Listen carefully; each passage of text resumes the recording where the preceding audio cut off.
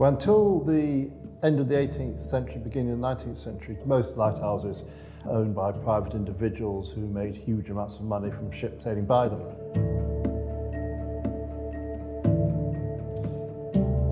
The big change, the really big change, came about in the 1830s when the Whig Reform government decided to bring lighthouses in England and Wales under one central body, and that body was obviously going to be Trinity House. And to that end, the government gave Trinity House £1 million to buy up all the private lighthouses then existing. And by the mid-1830s, Trinity House had acquired all lighthouses around the English and Welsh coast. And in 1806, they acquired Trinity Buoy Wharf, where we're now standing.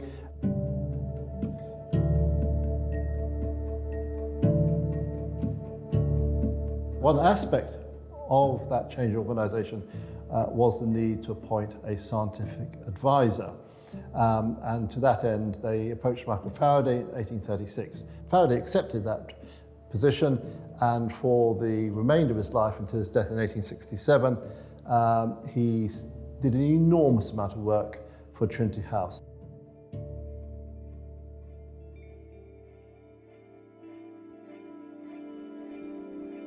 Most spectacularly of all, from the late 1850s onwards, he was advising Trinity House on a process of electrification of their lighthouses.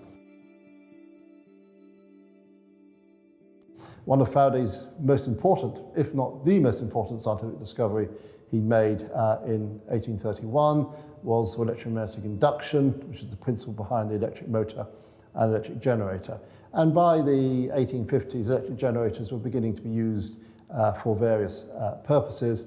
And someone called Frederick Holmes had the idea of using an electric generator to power a spark gap, and the electric generator would be driven by a steam engine, driving a spark gap up lighthouse where we are now.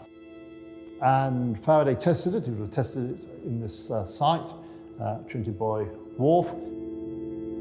In 1859, electric light was first used at the South Foreland Lighthouse near Dover on the Kent coast. And that clearly proved successful because other lighthouses were soon electrified. Dungeness, just around the corner from South Foreland, Suter Point in County Durham, possibly the Lizard in Cornwall.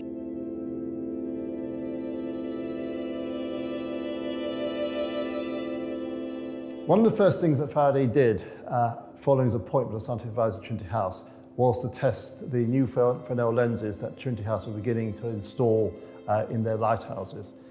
This is a rib from a lighthouse. I'm told it was sort of washed up on the foreshore here a little while ago. And basically what you had is a huge array of these ribs, some of which could be sort of 6-7 feet tall and 3.5 feet wide and something like that. Really huge, very, very heavy pieces of glass. The object of which is to focus as much light as possible from the light source, whatever that source is, to the horizon. Augustin Fresnel, a very, very famous French physicist, had invented this idea. His brother, Lenoir Fresnel, was head of the French Lighthouse Service, and he was able, in the centralized nature of the French state, to have all French lighthouses equipped with Fresnel lenses.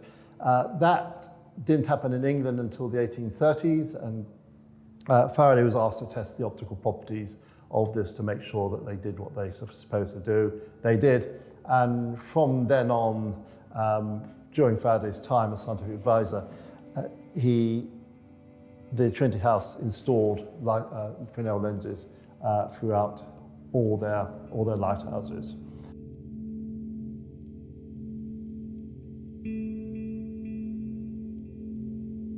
But by the time of Faraday's death in 1867, questions were beginning to be raised about the practicality, the expense, because this is brand new technology. You had to employ a very well-paid engineer at each site to run the generator and make sure it worked.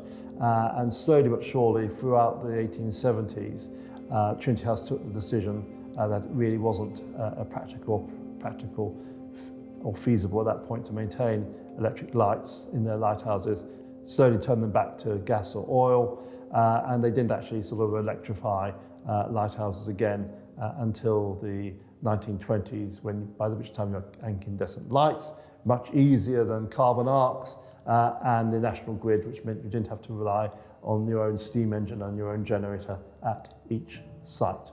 But I do think that it's Faraday's place in Trinity House that pushed that really quite extraordinary idea of electrifying technology, electrifying lighthouses, which was the first time that power had been used for a practical purpose.